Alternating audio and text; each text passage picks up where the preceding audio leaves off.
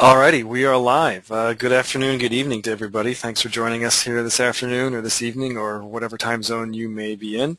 This is the Facing the Future's Global Sustainability webinar series, and this afternoon we're going to be talking about fueling our future, exploring sustainable energy. The disembodied voice that you hear there is myself, Dave Wilton. I am the Professional Development Manager here at Facing the Future. And if you have any questions and want to get in touch with me afterwards, you can reach me at dave@facingthefuture.org. Our phone number is 206-264-1503. I'll tell you a little bit more about Facing the Future as we go. First, I want to just share with you a few things about using GoToWebinar. You'll see in the top right corner of your screen a little control panel, which may or may not be open or closed, but you can click on that arrow button there and open it up. You can check out your audio mode to make sure you can hear us. I'm going to leave everybody muted at this point in time. Depending on how big the group gets, I may unmute folks if you want to have conversations later. And then if you have questions, by all means feel free to type those in. I will do my best to pay attention to that, as it's just me monitoring the question box this afternoon. And I'll get to answering those as soon as we can. Otherwise, I'll certainly answer them offline. And likewise, if you want to follow up with me afterwards, I'll do my best to get back to you as soon as possible. Just a few housekeeping things also. I'm in downtown Seattle, and we're on a busy street, and it's almost commute time here, so you're probably going to hear some horns and buses and maybe even some people shouting, so my apologies for that.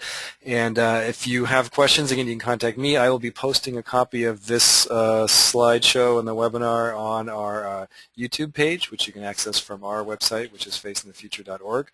And so this project we're talking about, Fueling Our Future, is part of a larger project, which is the Renewables project. That's the Northwest Advanced Renewables Alliance, and you can learn more about that there, and you can learn more about us at facingthefuture.org.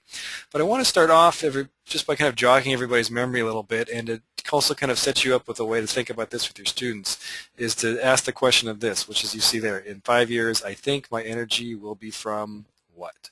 And think of three sources, what the fuel mix, what the energy mix might be that's coming into your own home or your school or your community in general. Think about what you know about where it comes from already, perhaps, and think about what your students might know about where it comes from or what preconceived notions or misconceptions they might have about that. And then if you were to think about just jotting down the three words for that answer. And so that's one way of approaching where our energy comes from, and also bearing in mind that most of us approach energy probably from the terms of standpoint of electricity, because that's our most probably common interaction with it on a daily basis, but there's lots of other kinds, and we'll talk about that. And then now shift your thinking a little bit to thinking about in 5 years, I want my energy to be from, and does that somehow change your answer? Maybe, maybe not. So the thinking versus wanting exercise is one way of kind of differentiating how we think the world's going to be and how we want the world's going to be. And so I like to ask these two questions just as a way of kind of framing kind of the debate perhaps around energy and energy production and use, and then also to give you a sense of how the organization that I work for, Facing the Future, how we approach talking about issues like this and thinking about them from multiple perspectives, and this is just one way to do that. I want to share with you now a quote from Paul Hawken, and I'm just going to kind of talk over this rudely as you all hopefully do your best to read through this. But I like this quote because he's talking about kind of the duality, I think, the challenge of education and the challenge facing all of us on planet Earth. And the first part he's saying, if you look at the science and aren't pessimistic, you don't understand the data. Then he goes on to say, though, if you look at everybody who's working to restore Earth and the lives of the poor on planet Earth, and you aren't optimistic, you haven't got a pulse. And I would say that everybody tuned in here today probably is going to be in that second category. Not that you don't have a pulse, but that we got an education, I think, for some reason, and that is in some part to help people to restore planet Earth, to better the lives of ourselves and others, and that's what education is in part about.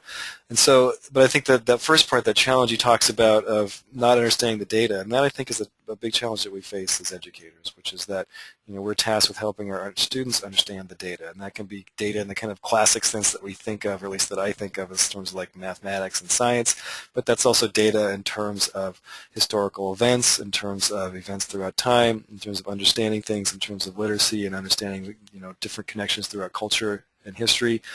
So all those different kinds of data, be it artistic, cultural, mathematic, that we need our students to understand to make sense of what's happened before, what's happening now, what will happen in the future. So I like this quote because he kind of presents us with that challenge and also is a little bit optimistic about it at the end. And I think that's what we're faced with here today. But we're also here to talk about energy today. So first, I just want to take a brief detour and tell you a little bit about who Facing the Future is. Some of you may already know because you get our newsletter and signed up that way. For those of you for whom Facing the Future is new or you're not quite sure, we're a nonprofit. We're based here in Seattle, Washington, and we're almost 20 years old. We're still in our late teens. We create interdisciplinary global issues and sustainability curriculum for use in grades K through 12. The materials I'll be talking about here today were written for middle school and high school, and we're hoping to have an elementary unit around energy coming out this upcoming year.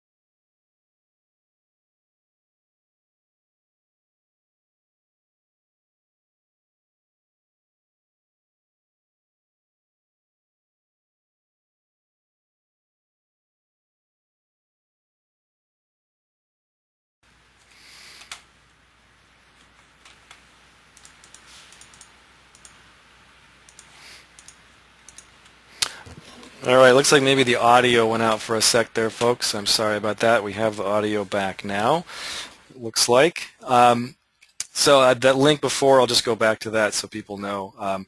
If you want to get a copy of the curriculum units that I'm talking about today, just copy down this link, that bit.ly link there, and that will allow you to get a copy of the curriculum units as well as a copy of the slides and a few other associated materials.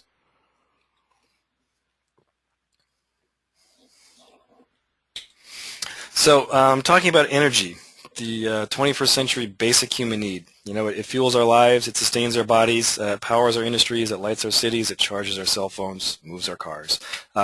It's interconnected with the whole range of global issues, from climate change to economic development to resource scarcity. And taking a close look at human energy use, it's a key part of the working towards sustainable societies and sustainable economies and sustainable environments. So we're going to talk more about that idea of what sustainability is as we go. I want to ask you just to think about this question, and maybe if your students know as well, think about where your electricity comes from. And maybe they know, maybe they don't, maybe you know, maybe you don't. But if you're in the U.S., there's a pretty good chance that for most of us our energy comes from coal and natural gas. In my particular city in Seattle, for example, we're fortunate to have, or perhaps, depending on how you look at it, a lot of our energy comes from hydropower, with a smattering from nuclear and natural gas, as well as a few renewables, others mixed in there. So that's one way to think about how we approach electricity and energy. Another one to think about how we approach energy is how we travel, and think about how you travel to work. And there's probably a good range of us who, because of where we live, because of choices our communities and municipalities and cities have made that kind of govern how we get around. You may get around by bike, bus, train, on foot, car, or maybe even carpool. So think about that, and think about how your students also approach this. And those are also two ways that we use energy. And so these are just kind of 2 points of touching on how this approaches our students. So now I want to ask you this question, which is, imagine this. What if this, which is what we call woody biomass, so you see a truck there full of forest debris, a truck, there's some construction waste on the ground there. What if that could fuel this?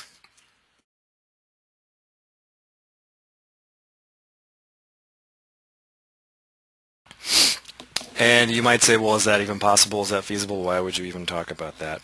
And the project that this curriculum unit is spun from, the Northwest Advanced Renewables Alliance, is looking at just that, of taking woody biomass and finding a way to convert it into biojet fuel. So the project is looking at literally taking things from the forest floor to the sky. The NARA Renewables project, it's led by Washington State University. And the NARA Alliance can be taking really a holistic approach to building a supply chain from the ground up for aviation biofuel. And the goal is to increase the efficiency in this whole process, in the whole supply chain, from forestry operations to conversion processes. And they're going to be using a variety of feedstocks.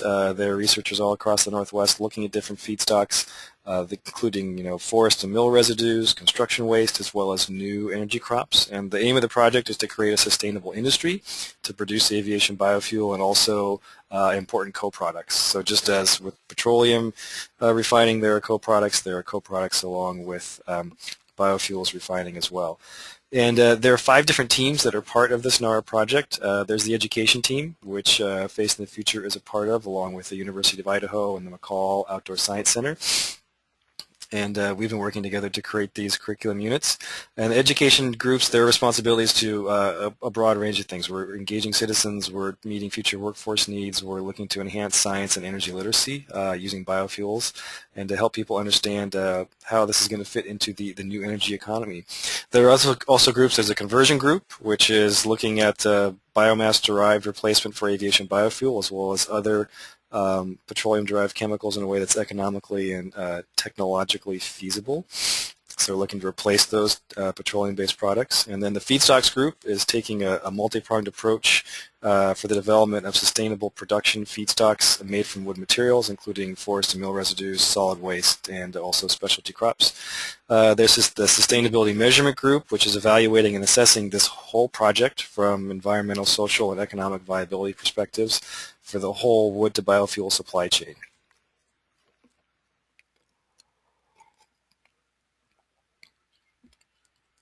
And then there's the outreach group, which is the kind of a conduit between all of the researchers at Washington State University and University of Idaho, who are connecting the stakeholders, helping to transfer the science and technology to communities and find uses for the co-products in the Northwest.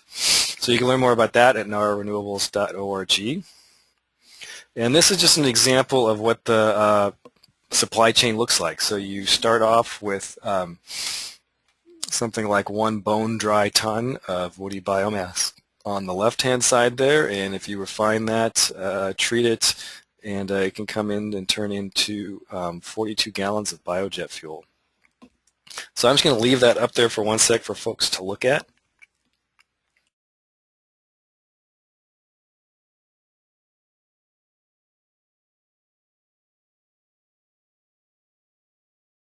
And if you look closely, you'll see there's a lot going on there. And I've mentioned this word co-products a couple times, and that's just like with the refining of petroleum products. There are co-products when you refine woody biomass along the way, one of which is lignin, which is a very interesting subject in itself, and I won't talk about that a lot today, but that's a big component of what makes up trees, and trying to find good, marketable, sustainable uses for that is part of this project as well.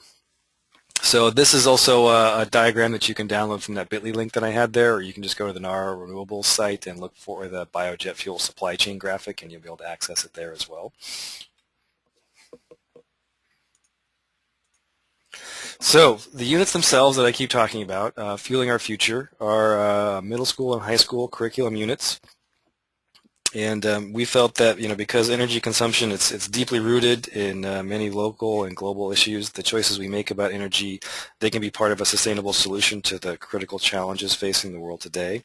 And these solutions can, range from promoting home energy efficiency and conversion in order to lower household bills, to using leapfrog technologies like this to help communities access energy through the use of renewable resources. So Fueling Our Future, these curriculum units present an opportunity for us to support educators such as yourselves to engage your students in a relevant and authentic exploration of sustainable energy use. And the units are asking students to reflect on how energy is connected to their own lives and to investigate paths towards energy systems that ensure access to energy for all people for generations to come.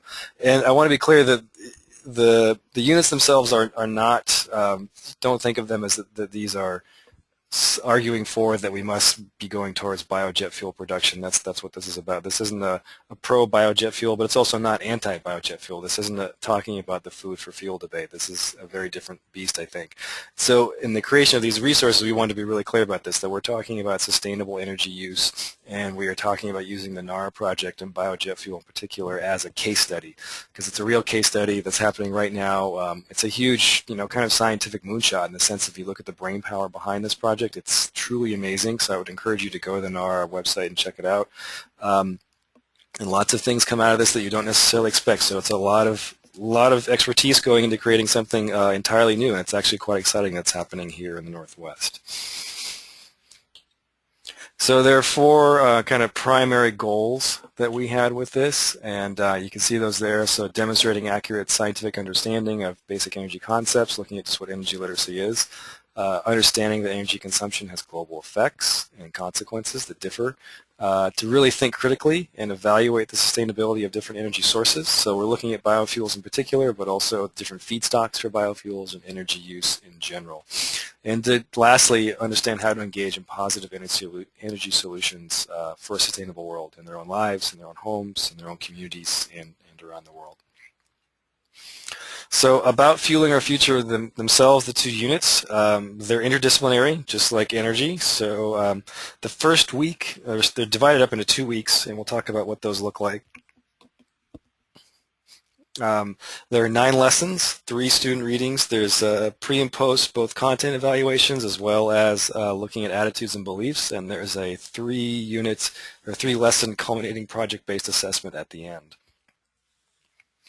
They're also correlated to the national standards that we talked about, and you can access those by our standards correlation tool on our website.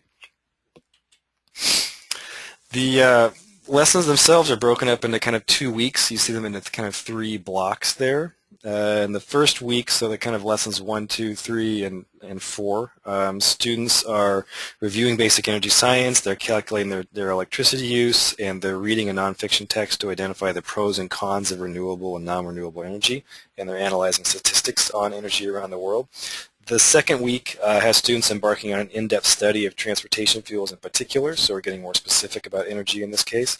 We're using the kind of global sustainability framework that we have developed here at Facing the Future and having students explore the social, economic, and environmental impacts of petroleum-based fuels and also various biofuels, looking at different feedstocks there. So they do this by comparing the impacts of fuels throughout the supply chain. They take multiple perspectives and propose different sustainable solutions. The lessons are presented as being student-centered. They support critical thinking, and we're really trying to support collaboration and development of 21st century skills among students. So the readings that are included in this, there's 3 of them. They include vocabulary, academic vocabulary. There are youth profiles, career profiles, and case studies, and also questions you can use to check for understanding.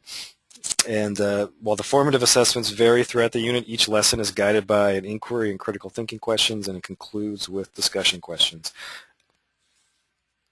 And as I mentioned, the last 3 lessons are designed as a kind of a context-specific performance-based assessment in which students conduct research on the timely real-world issue of aviation biofuels. And students are really, we're trying to authentically assess them on this by creating projects such as posters, papers, displays, presentations, and negotiations to help them answer the driving question, which is what are the most sustainable biofuels that can be produced in the Pacific Northwest, specifically for aviation. So the big ideas along with this.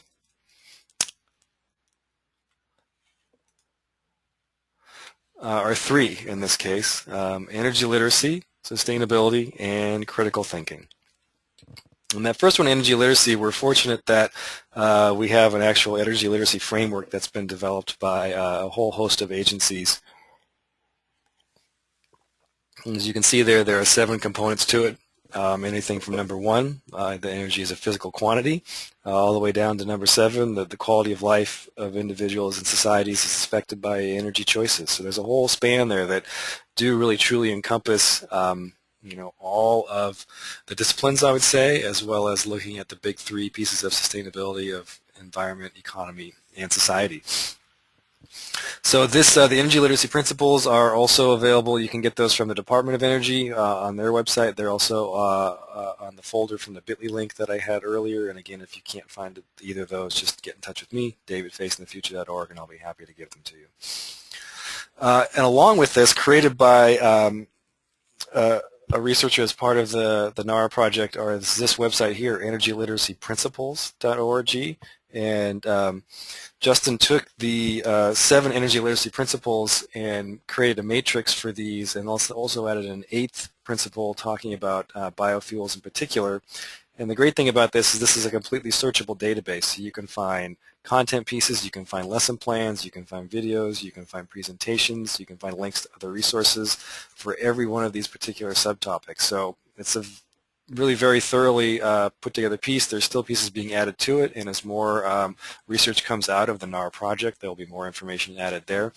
The other thing I should add is that you can get in touch with the NARA project directly and contact the researchers who are involved in particular things, anything from looking at the forestry aspect of things to looking at the fermentation and distillation process of taking little microbes to eat up the wood pulp and turn it into sugars, and then to turn those sugars into alcohol and turn that into a biofuel. It's quite an amazing process. So again, that's at energyliteracyprinciples.org, and it's a great way to access the project and access other energy-related content. So I want to just introduce you to kind of one way that we frame our materials here, and some of you who have used our resources before might be familiar with this. But I want you to imagine that you're going shopping. And as you go shopping, you have 2 choices, and those choices might determine what kind of things you decide to buy. So for example, here you have your choice of buying Fuel 1 or Fuel 2. And you know that Fuel 1 costs $3.52 a gallon, Fuel 2 costs $3.24 a gallon. And imagine if you were split up in a room, I might ask everybody who wants to buy Fuel 1 to go to the left side of the room, and everyone who wants to go to Fuel 2 to go to the right side of the room, and to think about which choice you would make.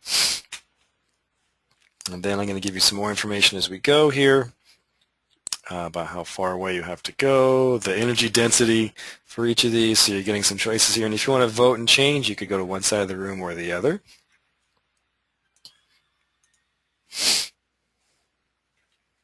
And then some more information here. Do you need a flex fuel car? and then you get the actual feedstock. So it gives you an idea of which one you're actually using and what your choice might be, and then to ask the question, well, which fuel is more sustainable? Is there one that's more sustainable than the other? There are inherent trade-offs with both of them. And that's what the kind that we're actually familiar with here. Here in the U.S., our ethanol is mostly derived from corn. If you happen to be in Brazil, your ethanol is most assuredly derived from sugarcane. So think about this. How would you want your students to define that word sustainable? We just asked them to think about, which fuel is more sustainable. And there's kind of the classic definition of what sustainability is, the nexus of society, environment, and economy. And then the definition that we sometimes use is the idea of meeting the needs of the present without compromising future generations' ability to meet their needs. So that's one definition that's pretty commonly out there, by no means the only definition out there. The other one that's a little bit more recently come out is similar, just with the twist of safeguarding Earth's life support systems upon which we all depend. And I want to give you a sense of what that looks like with this graphic that comes along with this. And you'll see there at the center of that, of those 6 pie slices there is the economy. And for better and for worse, we've realized that in this human system on planet Earth, the economy really is the main driver of things that shape our lives and shape the systems that we humans have created.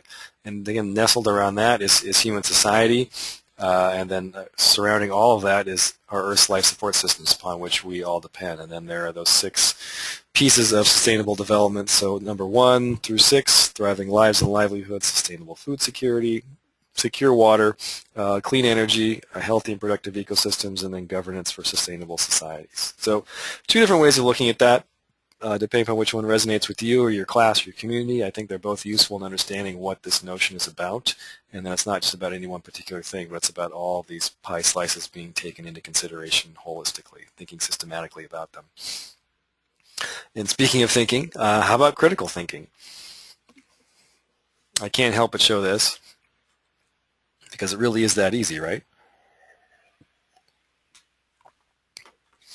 One definition that we have for critical thinking is this. So it's a kind of a 5-component piece of what critical thinking could be, but asking students to, assess statements and arguments, find evidence and support, adjust their opinions, which is really hard for us people to do when new facts are found, and then to reject incorrect or irrelevant information and seek new solutions. So that's just one way of defining what critical thinking is.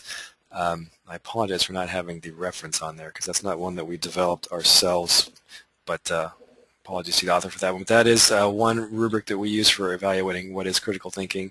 And then to think about, if you're going to ask your students to engage in an activity and support or agree with or disagree with, pro or con on one side or the other of this question, developing countries should not be permitted to burn fossil fuels like developed countries have in the last 100 years. Would you agree or disagree with that statement? So you might fall on one side or the other yourself, but think about if you had to argue for the other side. What facts would you use to support your opinion? And could you be swayed to change your opinion based upon the information presented to you by the other side? So you have to think critically about those things. And then let's just quickly reflect back on what kind of things you have to do there. So anything from, again, evaluating those statements to, changing your opinions, and then thinking about what's irrelevant, what's incorrect, and how do you assess those. So there's a lot of work that goes on with that, and it's not necessarily an easily accessible skill, but I think these curriculum units allow students to kind of do this in a safe environment and think through a particular topic with supports to do it. So in the time we have left, I wanted to give you a brief tour through the lessons from the unit. And lesson number 1 is called Energy 101, and it's asking students in this first lesson kind of 3 critical thinking questions. So just what is energy, how and why do humans use energy, and what are the everyday examples of energy transfer and transformation? So that really kind of basic introduction. Again, remember these are interdisciplinary, so this could be review for students if you're in a science course, but if you're teaching this in a social studies course, for example, this might be something that's new for you as a teacher or also new for your students, depending on where you're at. So there's the resources here to support them understanding this. This graphic that you see here is contained within the curriculum unit itself, so you're looking at the 2 general forms of energy, potential and kinetic, and then looking at all of this kind of subforms within there, and then you can see we'll be looking at, for example, on the right-hand side, chemical energy in particular, around when we get specifically looking at biofuels. So that's lesson number 1. Lesson number 2 is called Power to the People, and this is a fun one. It asks a couple different questions of students, which is to think of, how is electricity generated, and to trace that back in their own communities. To think about what the pros and cons are of different energy sources used to generate that electricity, and then think about, well, what's a sustainable fuel mix, an energy mix for creating electricity for our region? So remember that earlier slide of talking about my electricity is produced by, coal, natural gas, nuclear, hydro, all of those. It asks students to think about that and think about, well, which ones make sense for our region based on what our natural energy sources are and what our possibilities are for the future. So you can see there a couple, some examples of what the current U.S. energy breakdown is and questions that students are asked to think about with this. And then as part of a role play activity, students are given energy information cards and asked to identify the pros and cons of a particular energy source that they're given. So they might get biomass, they might get coal, geothermal, they might get hydropower, they might get natural gas, petroleum derived from oil, solar, uranium, or wind. So 9 different energy sources there that students then have to learn about using readings that are contained in the unit itself and or linking to external resources that we provided for students to go and learn even more about this. So they jot down their ideas, they share them with their classmates, and you can even structure to argue pro and con about which energy sources we should use and why. And that's an example of what the worksheet looks like, to kind of sketch the actual path of the energy and the electricity, and then to think about the pros and cons of the particular source and how you would communicate that to the rest of your class. And then lastly, so those are some of the questions then that students are answered. So what are the pros and cons? And then the last one is what still intrigues me is there a relationship between renewable and sustainable energy? And I have to tell you, I'm not sure about the answer, but I love thinking about it. So moving on to lesson number 3, lighten up. And this is a lesson that asks students to think about just how do they use electricity on their own lives on a daily basis, and what can they do to reduce that amount of electricity. And it also asks them to actually read an electric bill. So that's one thing to think about getting access to as well. Here's a sample of part of a personal energy audit that students can do. The whole worksheet is about 2.5 pages long. This can be kind of an exhaustive resource, but it also has some nice tie-ins. If you want to have students then link this to things like pounds of carbon emitted for certain energy activities, there's a resource out there called the Cool School Challenge, which is now part of the NWF EcoSchools program. But the Cool School Challenge would allow your students to not only think about energy consumption, but also think about carbon emissions that are based on energy activities. So you can go even further with this if you wanted to, and then set this up in your school to create a carbon reduction program. And that's called the Cool School Challenge. The next activity, number 4, so we're kind of stepping through here, and we've looked at where energy comes from, we've looked at what are different kinds of energy, and then now we're looking more specifically at what is a non-renewable energy source. So in this lesson, students are asked to think about, what happens when a non-renewable resource is extracted over several generations, and what are the global trends in oil production and consumption, and then what are the impacts, environmental, social, and economic of relying on a non-renewable energy resource. So students do an activity that we call Toil for Oil. They're given a bowl of beans, some red beans, which are the earth, and some smaller number of black beans sprinkled in there. And they are set into teams of oil drillers, and they have to extract this resource over time and see what happens.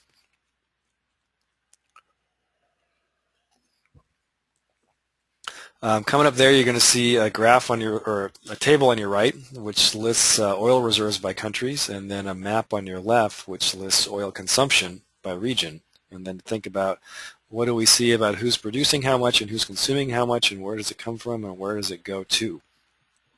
And so this, again, is asking students to think critically about this and to see, which region consumes the most petroleum, why do you think that is, and which region consumes the least, and why do you think that is, and also who's producing the most, and compare the oil reserves of each country and the amount of oil consumed, and then think about what that means for future use as well, as far as who's going to have access to it and who's going to have the ability to have energy in their communities. In lesson number 5, we start switching gears. And lesson number 5 is built around students asking or answering the questions of how does energy use vary around the world, what are current global energy issues, and to think about how can all humans meet their basic energy needs while also ensuring that future generations can meet their energy needs as well. So that kind of very core sustainability question.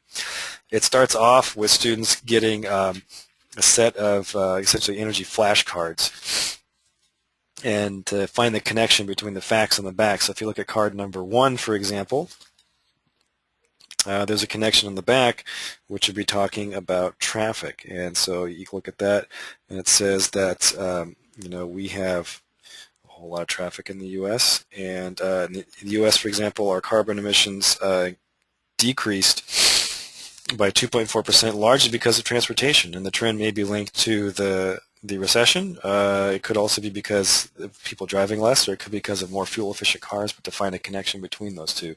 So each one of those pictures there has an impact card along the way. The next part then is students are given one of 4 energy profiles, and they're asked to read through that profile. There's a nonfiction reading that goes along with it, and they're then asked to use these profiles. So we're looking again at India, Kenya, Russia, and the U.S. And then they do an energy profile jigsaw. So they use this table here to record the information about energy use and then to report back to the whole group what the differences are in energy use for each of these different countries. So you get a kind of a sense of the disparate energy issues and uses around the world. Lesson 6 contains the activity that we did briefly earlier about filling up your tank, and it asks students to think about, what does sustainability mean, how it relates to energy and how it relates to human activities, and then also what are the impacts of different transportation fuel feedstocks on human societies, environments, and economies as well. So in this case, we're looking at 4 different feedstocks there. We're looking at petroleum, we're looking at corn, we're looking at sugarcane, and we're looking at biofuels. And these are all in terms of creating transportation fuels in this case. And then shifting gears to the latter half of the unit itself, we now have the performance-based assessment piece. And there are 6 different products that come out of this. If you did the whole thing, would take about 5 days to do. And the driving question behind this whole performance-based assessment is what are the most sustainable biofuels that can be produced in the Pacific Northwest for aviation? So there you see the different products that students are producing. So there's a fuel poster, which is a group product. There's a supply chain evaluation, which is an individual product. There's a stakeholder position analysis, again a group product. And then this negotiation piece, and then the self-assessment of that, and then also there's a final recommendation paper about answering that question and what they think the answer should be for this particular region. So the first one there, lesson number 7, the questions students are asked to think about there are what are the impacts of aviation in general for environmentally, socially, and economically? Is the current aviation industry sustainable? And if not, what kinds of changes could be made to address its sustainability? And also to ask, why is there interest in reducing the amount of oil used in the aviation industry? And we say aviation industry, this is also commercial, this is private, and this is also military. So all 3 of these we're looking at to think about who are the primary users of this, how much do they use, why, and is it possible to make it more sustainable? Lesson number 8 then, the kind of middle part of the assessment, is asking students, to think about what are the steps needed to produce a transportation fuel, and how does the production of a biofuel impact the environment, and what are the pros and cons of different biofuels, and what does renewable mean, and does that imply renewable means sustainable? Because that can be 2 different things. And so in this activity, students are really looking at what they call wheel to well. So the idea of to describe the supply chain of an aviation fuel from where it comes from to where it ends up. And so the whole supply chain, you've got a feedstock, there's some kind of extraction process, it gets transported to some kind of a conversion plant, and then it gets converted into a fuel. There are usually co-products that go along with that. Then it gets put into the distribution system where it gets consumed by the end user, which in this case would be a commercial, private, or military airplane. And then finally, the culminating lesson here is called Sustainable Flight, and that's asking students to think about, How do we participate in a stakeholder meeting? It's really focusing on this kind of group process. So it's asking students, what does it look like to listen actively? What does it mean to think critically? What does it look like to communicate meaningfully and be heard? And asking students to represent a stakeholder from a different group's interests in a negotiation and to come up with an answer to that question of what is a sustainable fuel mix for the Pacific Northwest. So students take on different stakeholder roles. In this case, you might be a stakeholder, you could be a member of the aviation industry, you could be an environmental nonprofit organization, you could be an oil company, you could be a tribal interest, you could be the U.S. military, or you could be the U.S. Department of Agriculture. So each one of these groups has to come together with their own positions, their own needs, and come up with an answer to that question of what is the most sustainable biofuel for the region. So that is going to conclude our time here today. If folks do have questions, by all means feel free to get in touch with us. My name is just Dave at facingthefuture.org. And again, the slides will be posted using that bit.ly link. And I'll briefly put that back up on the air here so folks can see that. And again, if you can't find it, you can always just get in touch with me and I'll share that with you later. But here again is the link if you want to get access to those. I'll just leave that up for a sec. And then just to remind you, when you do tune out of this, there will be a brief survey at the end. It's always helpful for us to get feedback. And I thank you all for joining us here today, and I wish you all the best. And if you have questions about the units, by all means get in touch. And thank you, and have a good rest of your night.